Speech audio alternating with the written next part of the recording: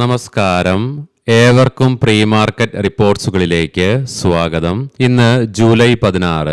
ഇന്ന് സെൻസെക്സിന്റെ ഈ മാസത്തിലെ മൂന്നാമത്തെ ആഴ്ചയിലെ വീക്കിലി എക്സ്പയറി ആയതിനാൽ തന്നെ മാർക്കറ്റില് വോൾട്ടാലിറ്റിയും എക്സ്പെക്ട് ചെയ്യേണ്ടതായിട്ട് വരും. വെസ്റ്റ് ഏഷ്യയുമായി ബന്ധപ്പെട്ടുകൊണ്ട് ഹോർമൂസ് വഴിയുള്ള ഗതാഗതത്തിന് ഭീഷണിയാകുന്ന സൈനിക ശേഷികൾ ലക്ഷ്യമിട്ടുകൊണ്ട് ഇറാനില് അമേരിക്കയുടെ രണ്ടാം ഘട്ടം ആക്രമണം നടന്നതായിട്ടുള്ള റിപ്പോർട്ട്സ് ആണ് വരുന്നതും. പുതിയ ആക്രമണങ്ങൾക്ക് പിന്നാലെ ഉടനടിയുള്ള ചർച്ചകൾ സാധ്യതകൾ തള്ളിക്കൊണ്ട് അമേരിക്കയുമായി ചർച്ചയ്ക്ക് നിലവിൽ പദ്ധതിയില്ല എന്നുള്ള പ്രസ്താവന ഇറാന്റെ ഭാഗത്ത് നിന്ന് വന്നിട്ടുമുണ്ട്. മാത്രമല്ല, അമേരിക്കയുടെ നാവിക ഉപരോധം ശക്തമായതോടെ പാകിസ്ഥാനിലേക്ക് പുറപ്പെട്ടിരുന്ന ഇറാന്റെ എണ്ണ കപ്പലുകൾക്ക് തിരിച്ച് ഇറാനിലേക്ക് തന്നെ മടങ്ങേണ്ടതായിട്ട് വന്നു എന്നുള്ള റിപ്പോർട്ട്സും വരുന്നുണ്ട്. എണ്ണയുടെ വില ഇന്നലത്തോടുകൂടി വന്ന ട്രംപിന്റെ പ്രഖ്യാപന പ്രകാരം ഹോർമോസുമായി ബന്ധപ്പെട്ടുള്ളത് സ്റ്റഡിയായിട്ട് തന്നെ തുടരുന്നുമുണ്ട്. എങ്കിലും മാർക്കറ്റിൽ നമ്മൾ ജാഗ്രത പുലർത്തേണ്ടതായിട്ടുണ്ട്. കാരണം ഏത് സമയത്ത് വേണമെങ്കിലും ഒരു ബാഡ് ന്യൂസ് വരികയാണെങ്കിൽ അത് ഒരു പക്ഷേ മാർക്കറ്റിനെ ശക്തമായ ഇടിവിലേക്കും തള്ളിവിട്ടേക്കാം. കഴിഞ്ഞ ആഴ്ചയില് ബുധനാഴ്ച സംഭവിച്ചതുപോലെ. അതുകൊണ്ട് തന്നെ ഓപ്ഷൻ റൈറ്റേഴ്സ് ഒക്കെ വളരെ കെയർഫുൾ ആകണം. അറ്റ്ലീസ്റ്റ് ഈ വരുന്ന 3-4 ട്രേഡിംഗ് സെഷനുകളിലെങ്കിലും. ഇനി മാർക്കറ്റിലേക്ക് വന്നു കഴിയുമ്പോൾ Wipro, tech Mahindra, Jio financial services, ITC hotel, 360 വാം, 5 paisa capital, Bharat heavy electricals, CEAT, Muthoot capital services, Piramal finance, Polycab India, South Indian bank, Sterling and Wilson renewable energy, വിവോക്ക് ഇന്ത്യ മാനേജ്മെന്റ് തുടങ്ങിയ സ്റ്റോക്കുകൾ ഇന്ന് അവയുടെ ക്വാർട്ടർലി ഏർണിംഗ്സ് പ്രസിദ്ധീകരിക്കും. ഇനി ഇന്നത്തെ നമ്മുടെ മാർക്കറ്റിലേക്ക് സ്പെസിഫിക് ആയിട്ട് വന്നു കഴിയുമ്പോൾ അനലിസ്റ്റുകളുടെയും എക്സ്പേർട്ടുകളുടെയൊക്കെ അഭിപ്രായങ്ങൾ പ്രകാരം 24,000 എന്ന സൈക്കോളജിക്കൽ ലെവലും തുടർന്ന് 23,950 എന്ന ലെവലും നിഫ്റ്റിയെ സംബന്ധിച്ചിടത്തോളം ഇമ്മീഡിയറ്റ് സപ്പോർട്ടാണ്. ആയതിനാൽ തന്നെ ഇന്ന് ഈ ലെവൽ നിഫ്റ്റിക്ക് ബ്രേക്ക് ചെയ്യേണ്ടതായിട്ട് വന്നു കഴിഞ്ഞാൽ 23,800 എന്ന ലെവൽ ഡൗൺ സൈഡിലേക്ക് ബ്രേക്ക് ചെയ്യാത്തോടത്തോളം കൺസോളിഡേഷനുള്ള സാധ്യതകൾ തള്ളിക്കളയാനാവുകയുമില്ല. എന്നാൽ അപ്പർ സൈഡിലേക്ക് 24,300 എന്ന ലെവൽ അതിശക്തമായി മറികടന്നുകൊണ്ട് ഈ ലെവലിന് മുകളിലായിട്ട് നിലനിൽക്കുവാൻ സാധിക്കുകയാണെങ്കിൽ മാത്രമേ തുടർന്ന് മുന്നോട്ടൊരു പ്രയാണം നിഫ്റ്റിക്ക് സാധ്യമാവുകയുമുള്ളൂ. 24,000 എന്ന സൈക്കോളജിക്കൽ ലെവലിലായിട്ടാണ് നിഫ്റ്റിയുടെ ഷോർട്ട് ടൈം മൂവിംഗ് ആവറേജ് ആയ 20-ഡേ EMA നിലകൊള്ളുന്നത്. കൂടാതെ മിഡ് ഡേ മൂവിംഗ് ആവറേജ് ആയ 50-ഡേ EMA 23,950 എന്ന ലെവലിലുമായിട്ടാണ് നിലകൊള്ളുന്നതും. പ്രത്യേകം ശ്രദ്ധിക്കുക, ഇത് ട്രേഡ് റെക്കമെൻഡേഷൻ അല്ല, അനലിസ്റ്റുകളുടെയും എക്സ്പേർട്ടുകളുടെയൊക്കെ അഭിപ്രായങ്ങൾ മാത്രമാണ്. എഡ്യൂക്കേഷൻ പേർപ്പസിനു വേണ്ടിയിട്ടാണ് ഈ ലെവലുകൾ വിശദീകരിക്കുകയും ചെയ്തത്. ഏത് എനർജി അവരുടെ QIP ലോഞ്ച് ചെയ്തിട്ടുണ്ട്. 1,169 രൂപ 70 പൈസ പെർ ഷെയർ എന്ന നിലയിലാണ് ഫ്ലോർ പ്രൈസ് ഫിക്സ് ചെയ്തിരിക്കുന്നതും. ഇന്നലെ നമ്മുടെ മാർക്കറ്റ് അടച്ചതിന് ശേഷം വൈകുന്നേരം 4 മണിയോടുകൂടി ഇന്ത്യയിൽ നിന്നും റിലീസ് ചെയ്യപ്പെട്ട ജൂൺ മാസത്തിലെ അൺഎംപ്ലോയ്മെന്റ് റേറ്റ് മെയ് മാസത്തെ 5.5% തന്നെ ജൂൺ മാസവും ഇന്ത്യയിലെ അൺഎംപ്ലോയ്മെന്റ് തുടരുന്ന കാഴ്ചയാണ് കാണുവാനായിട്ടും സാധിക്കുക. അതേസമയം റൂറൽ ഏരിയയില് 5.1% നിന്നും 5% അൺഎംപ്ലോയ്മെന്റ് റേറ്റിൽ നേരിയ ഇടിവ് രേഖപ്പെടുത്തിയപ്പോൾ urban അൺഎംപ്ലോയ്മെന്റില് 6.4% നിന്നും മെയ് മാസത്തെ ഇത്തവണ ജൂൺ മാസം 6.6% നേരിയ ഉയർച്ചയും അനുഭവപ്പെട്ടു.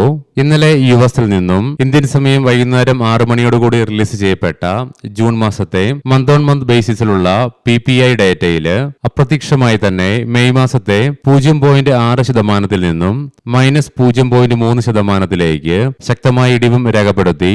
എപ്പോഴും PPI ഡേറ്റ താഴ്ന്ന നിലയിലായിട്ട് റിപ്പോർട്ട് ചെയ്യപ്പെടുന്നതാണ് മാർക്കറ്റിന് നല്ലത്. കാരണം കൂളിംഗ് ആയിട്ടുള്ള ഹോൾസെയിൽ ഇൻഫ്ലേഷനെയാണ് ഇത് സൂചിപ്പിക്കുന്നതും.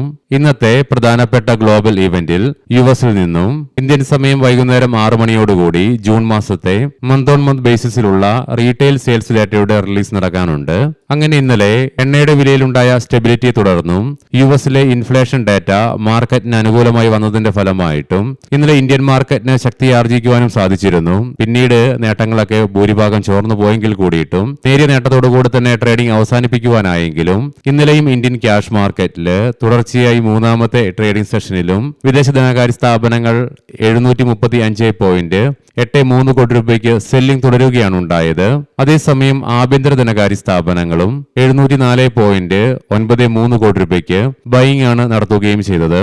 ഇരു കൂട്ടരുടെയും ഭാഗത്ത് നിന്ന് വന്ന സെല്ലിംഗ് ആണെങ്കിലും ബൈയിങ് ആണെങ്കിലും നേരിയ ഒരു തുകയ്ക്ക് മാത്രമേ ഇന്നലെ നടന്നുമുള്ളൂ. ഇന്ന് ഇന്ത്യൻ മാർക്കറ്റിൽ പ്രധാനപ്പെട്ട 3 IPO ലിസ്റ്റിംഗ് ആണുള്ളത്. മെയിൻ ബോർഡിലേക്ക് ലാർസൻ പവർ ആൻഡ് ഇൻഫ്രയുടെയും SME സെഗ്മെന്റിലേക്ക് ദേവ്സൺ കാറ്റലിസ്റ്റ്, ഹാപ്പി സ്റ്റീൽസ് തുടങ്ങി 2 IPOസിന്റെ ലിസ്റ്റിംഗും നടക്കാനിരിക്കുന്നു. Canara Repco asset management company, Ador welding, B&A packaging India, Benares hotels, Coromandel international, craftsman automation, GRP, Weizmann, വിൻലെസ് ബയോടെക് തുടങ്ങിയ സ്റ്റോക്കുകളുടെ എക്സ് ഡിവിഡൻഡ് ഡേറ്റ് ആണ് ഇന്ന്. ഇനി നമുക്ക് ADR സ്റ്റോക്സുകൾ പരിശോധിക്കാം.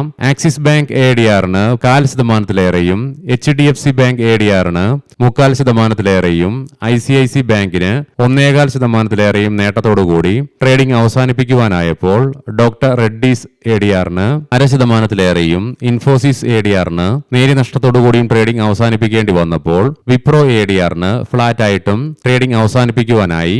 ഇനി നമുക്ക് ഗ്ലോബൽ മാർക്കറ്റുകൾ പരിശോധിക്കാം. എക്സ്പെക്ട് ചെയ്തതിനേക്കാളും സോഫ്റ്റ് ആയിട്ടുള്ള PPI ഡാറ്റ വന്നതിനെ തുടർന്നും കൂടാതെ തുടർച്ചയായി ഇന്നലെ 2ാമത്തെ ട്രേഡിംഗ് സെഷനിലും US മാർക്കറ്റില് മേജർ ബാങ്കുകളുടെ ക്വാർട്ടർലി ഏർണിംഗ്സ് ബെറ്റർ ആയിട്ട് സ്ട്രൈറ്റ് ആയിട്ട് 2ാമത്തെ ദിനത്തിൽ തുടർന്നതിന്റെ ഫലമായിട്ടും US മാർക്കറ്റുകൾക്ക് നേട്ടം തുടരുവാനുമായി S&P 500ന് 0.38%-ന്റെയും നാസ്ഡാക്കിന് 0.61%-ന്റെയും നേട്ടത്തോടുകൂടി തന്നെ ട്രേഡിംഗ് അവസാനിപ്പിക്കുവാനായപ്പോൾ യൂറോപ്യൻ മാർക്കറ്റ്സിൽ നിന്നും മിക്സ്ഡ് ആയിട്ടുള്ള സെന്റിമെന്റ്സ് ആണ് കാണുവാനായിട്ടും സാധിക്കുക. UK മാർക്കറ്റിന് നേരിയ നഷ്ടത്തോടുകൂടിയും ജർമ്മൻ മാർക്കറ്റിന് 0.5%-ലേറെയും നഷ്ടത്തോടുകൂടി തന്നെ ട്രേഡിംഗ് അവസാനിപ്പിക്കേണ്ടി വന്നപ്പോൾ ഫ്രാൻസ് മാർക്കറ്റിന് 0.5%-നടുത്ത നേട്ടവും കൈവരിക്കുവാനായി. നിലവിലെ ഗിഫ്റ്റ് നിഫ്റ്റിയുടെ ഇൻഡിക്കേഷൻ പ്രകാരം ഗ്യാപ്പ് അപ്പ് ഓപ്പണിംഗ് ആണ് ഇന്ന് നമ്മുടെ മാർക്കറ്റിൽ എക്സ്പെക്ട് ചെയ്യുവാനായിട്ട് സാധിക്കുക.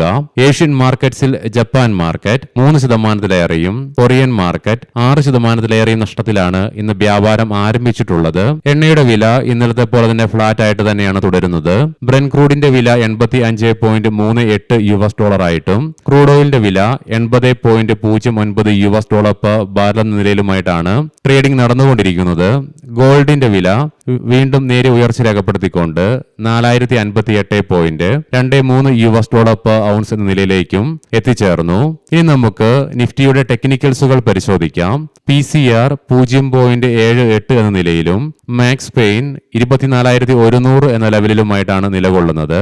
ഇന്നലെയും നിഫ്റ്റിക്ക് അതിന്റെ 20-50 ഡേ EMകളുടെ മുകളിലായിട്ട് ട്രേഡിംഗ് അവസാനിപ്പിക്കുവാൻ സാധിച്ചെങ്കിലും ബാക്കി എല്ലാ കീ മൂവിംഗ് ആവറേജുകളുടെ താഴെയായിട്ടും ട്രേഡിംഗ് അവസാനിപ്പിച്ച് തുടരേണ്ടതായിട്ടും വന്നു. RSIയില് നേരിയ ഉയർച്ച രേഖപ്പെടുത്തിയതിനെ തുടർന്ന് 51 ചില്ലറയിൽ നിന്നും 52.31 എന്ന നിലയിലേക്ക് എത്തിച്ചേർന്നു.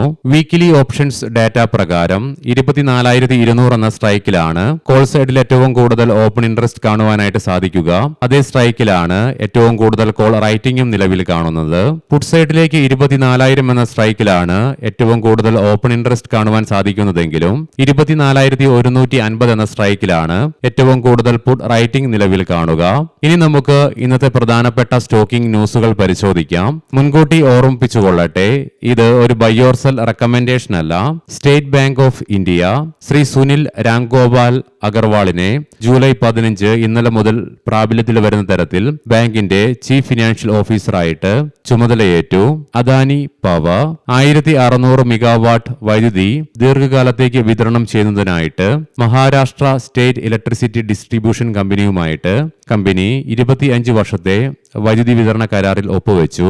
HDFC ബാങ്ക് ജൂലൈ 15 മുതൽ ഇന്നലെ മുതൽ പ്രാബല്യത്തിൽ വരുന്ന രീതിയിൽ 3 വർഷത്തേക്ക് ബാങ്കിന്റെ പാർട്ട് ടൈം ചെയർമാനായിട്ട് ശ്രീ രാജീവ് കുമാറിനെ നിയമിക്കുന്നതിന് റിസർവ് ബാങ്ക് ഓഫ് ഇന്ത്യ അനുമതി നൽകി.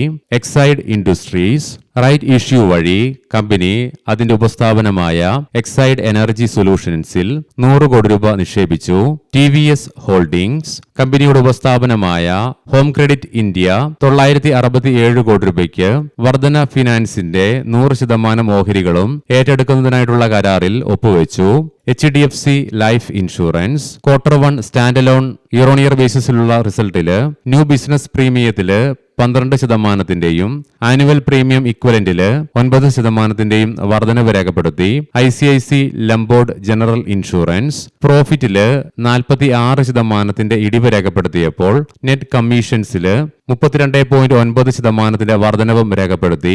എങ്കിലും ഓപ്പറേറ്റിംഗ് പ്രോഫിറ്റിലും 64.3% ഇടിവും രേഖപ്പെടുത്തി. Network 18 media Q1 consolidated year on year ബേസിസിൽ കമ്പനിയുടെ ഓപ്പറേറ്റിംഗ് റവന്യൂവില് 10.3% വർധനവ് രേഖപ്പെടുത്തിയപ്പോൾ EBITDA 4 കോടി രൂപയിൽ നിന്നും 8 കോടി രൂപയിലേക്കുള്ള വർധനവും രേഖപ്പെടുത്തി. GTPL ഹാത്വേ പ്രോഫിറ്റില് 78% ഇടിവ് രേഖപ്പെടുത്തിയപ്പോൾ റവന്യൂവില് 12.4% വർധനവും രേഖപ്പെടുത്തി. HDB ഫിനാൻഷ്യൽ സർവീസസ് പ്രോഫിറ്റില് 38.3%, നെറ്റ് ഇൻട്രസ്റ്റ് ഇൻകത്തില് 20% വർധനവ് രേഖപ്പെടുത്തി. ഏഞ്ചൽ വൺ പ്രോഫിറ്റില് 102.2% വർധനവ് രേഖപ്പെടുത്തിയപ്പോൾ റവന്യൂവിലും 25.4% വർധനവും രേഖപ്പെടുത്തി. MRPL കഴിഞ്ഞ വർഷം ഇതേ ക്വാർട്ടറില് 270.7 കോടി രൂപ ലോസ് റിപ്പോർട്ട് ചെയ്ത കമ്പനി ഇത്തവണ 945.7 കോടി രൂപയുടെ പ്രോഫിറ്റ് ആണ് റിപ്പോർട്ട് ചെയ്തതും റവന്യൂവിലും 120.4% വർധനവും രേഖപ്പെടുത്തി. ഏവർക്കും നല്ലൊരു ട്രേഡിംഗ് ദിനം ആശംസിക്കുന്നു. വൈകുന്നേരം പോസ്റ്റ് മാർക്കറ്റ് റിപ്പോർട്ട്സുമായി കണ്ടുമുട്ടാം. നന്ദി, നമസ്കാരം.